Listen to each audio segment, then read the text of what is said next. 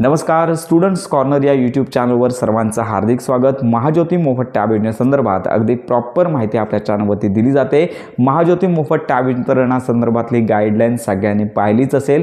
काही जिल्ह्यांमध्ये टॅब वितरण सुरू आहे आणि काही जिल्ह्यांमध्ये आचारसंहिता संपल्यानंतर टॅब वितरण सुरू होणार आहे। तर याच्यामध्ये नक्की कोणते जिल्हे आहेत तर हे आपल्याला सांगता येणार नाहीये।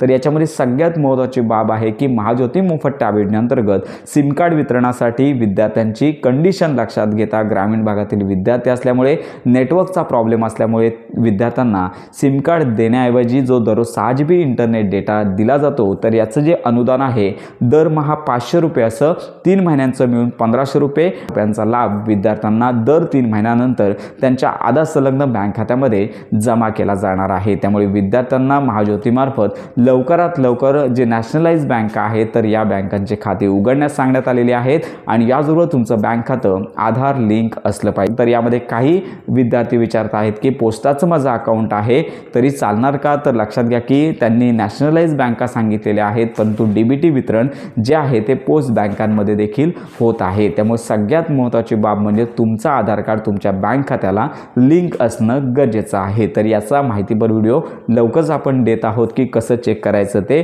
तर याचबरोबर सगळ्यात महत्त्वाची बाब म्हणजे तुम्हाला जो ही जी शिष्यवृत्ती आहे स्कॉलरशिप आहे तर यासाठी तुम्हाला कोणतेही कागदपत्र देण्याची गरज नाही आहे। सर्व तुम्ही जो ऑनलाईन फॉर्म भरलात त्याच्यामध्ये तुमचा जो आधार नंबर दिलेला आहे तर याच्याद्वारे डीबीटी पोर्टलद्वारे हा जो लाभ आहे दर 3 महिन्यांनी तुमच्या आधार संलग्न बँक खात्यामध्ये वितरित केला जाणार आहे। तर अशा प्रकारची ही महत्त्वाची अपडेट आहे। तुम्हाला टॅब मिळाल्यानंतर तुम्ही तुमचं कोणतेही सिम त्यामध्ये टाकू शकता किंवा नव्याने सिम जे आहे ते खरेदी करू शकता। तर अशा प्रकारे विद्यार्थ्यांच्या ज्या समस्या होत्या, प्रश्न होते तर त्यांचे उत्तर त्यांना कळलीच असेल। लवकरच टॅब वितरण सुरू होईल। टॅब वितरण झाल्यानंतर डिसेंबर किंवा जानेवारी महिन्यामध्ये ऑनलाईन कोचिंग सुरू होणार आहे।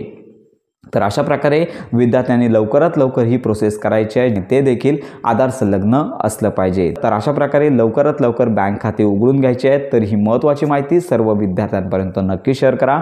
विद्यार्थ्यांच्या सर्व योजना आणि खात्रीशीर माहितीसाठी आपल्या स्टुडंट्स कॉर्नर या यूट्यूब चॅनलच्या कनेक्टमध्ये राहा।